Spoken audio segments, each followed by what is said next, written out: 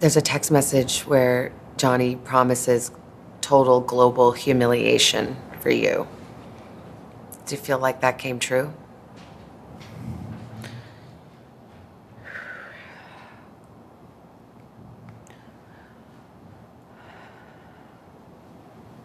I know he promised it.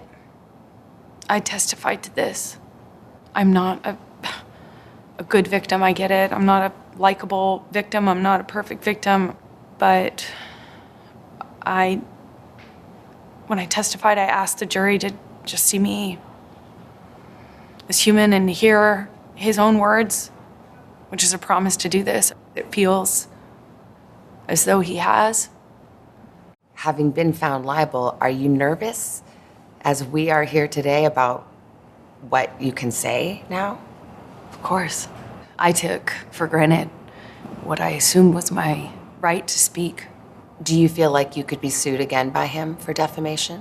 I'm scared that no matter what I do, no matter what I say or how I say it, every step that I take will present another opportunity for this sort of silencing, which is what I guess a defamation lawsuit is meant to do. It's meant to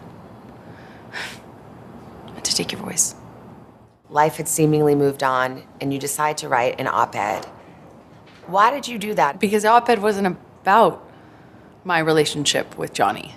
But it alluded to him. It was unmistakable.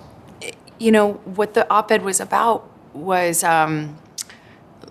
me loaning my voice to a bigger cultural conversation that we were having at the time. Did you worry, gosh, I'd love to be a person weighing in on these cultural issues, but that's going to stir this all up again?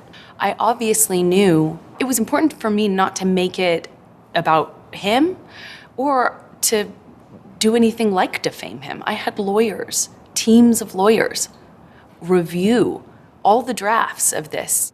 When you wrote this op-ed, it was the height of Me Too. Legions of powerful men being canceled, losing their jobs. Did you want that to happen to Johnny Depp? Of course not. Of course not. It wasn't about him. You had promised to donate the $7 million of your divorce settlement to charity. It was revealed at trial that you haven't done so yet. However, they played a tape where you stayed on the air that you have donated it. Do you think that raised questions as to your credibility with the jury? I made a pledge, and that pledge is made over time by its nature. When you say I donated, you know that everybody thinks that you've donated it, not that you've pledged it. So for the jurors sitting there, do you think they felt like that was you getting caught in a lie? I don't know, because I feel like so much of the trial was meant to cast aspersions on who I am as a human, my credibility, to call me a liar in every way you can. And that was the trial. It was a credibility contest. And that was it. This is another one of the examples where if you pull back and you think about it, I shouldn't have to have donated it in an effort to be believed. I shouldn't have had to earmark the entirety of that in order to have You shouldn't have, but once you said you did. Right, which is where it was intended to go. Heard says she still plans to honor that pledge. How do you see your future now? I get to be a mom, like, full time, where I'm not having to juggle calls with lawyers. One day you may want to tell your daughter about this, or have to tell your daughter about everything that you've gone through. What would you want to say? I think no matter what, it will mean something. I did the right thing. I did everything I could to stand up for myself and the truth. On the first day of the trial, you issued a statement, and part of the statement said, I still have love for Johnny. Yes. Is that still true? Yes.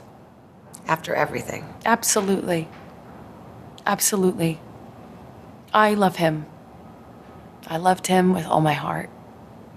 And I tried the best I could to make a deeply broken relationship work. And I couldn't.